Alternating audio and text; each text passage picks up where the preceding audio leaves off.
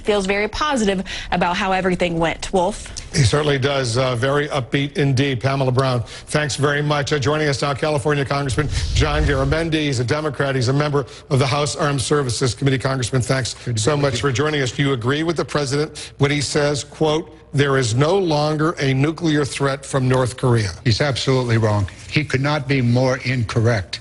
North Korea still has nuclear weapons, still has intercontinental ballistic missiles, still has medium-range missiles, and they can use them. The fact of the matter is the heat has been turned down, but it's still on the stove. It is still there. It hasn't disappeared. North Korea has promised for more than 30 years to denuclearize. All they did during that period of time was to perfect their ability to have a nuclear bomb. They have several, and they have the missiles to deliver them. There is a threat. It has not disappeared. I've seen reports they may have as many as 60 nuclear bombs. What can you tell us? I don't know the exact number. The numbers will range up and down, but they surely have them. They certainly have threatened just months ago to use them to take out the United States, to take out major cities in the United States.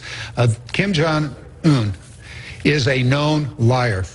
His regime has, over the last 60 years, prevaricated, hid the ball, hid the cannon, and hid the weapons. But aren't you encouraged that there at least a dialogue, a diplomatic dialogue has developed, which is a lot better? Just a few months ago, they were calling each other names. The U.S. was on a high military alert. When President Obama left office, he said to the incoming president, President-elect Trump, he said, this is the top national security threat facing the United States, this threat from North Korea. Absolutely true. And as I said a moment ago, the heat's been turned down. There were three options. Well, if there are three ways we can go about this. One, we can go to war. We could take them out. It would be bloody. Hundreds of thousands of people would die, and a lot of Americans along the way. Secondly, we could just simply accept the fact that they have a nuclear weapon and they had the missiles and they could threaten us, or we could negotiate. Negotiations are on the way to go. That's what's happening, but don't kid yourself that the threat is over.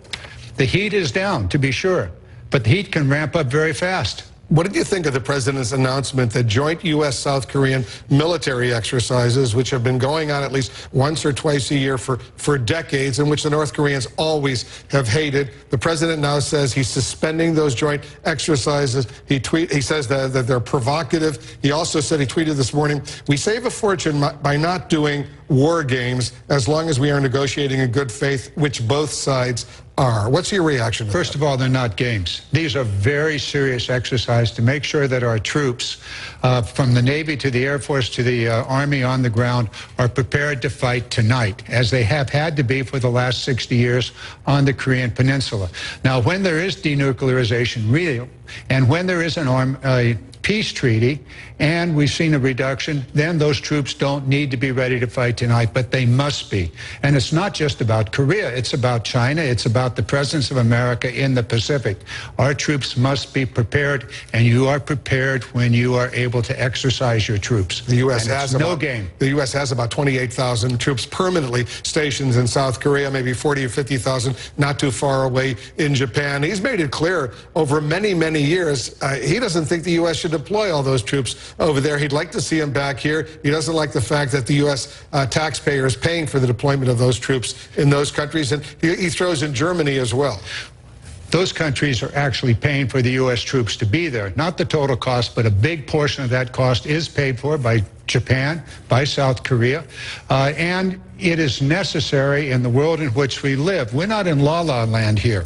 This is the real world. It is a very dangerous world. We need to be prepared. At the same time, we need to work even harder for peace, and these negotiations must go forward.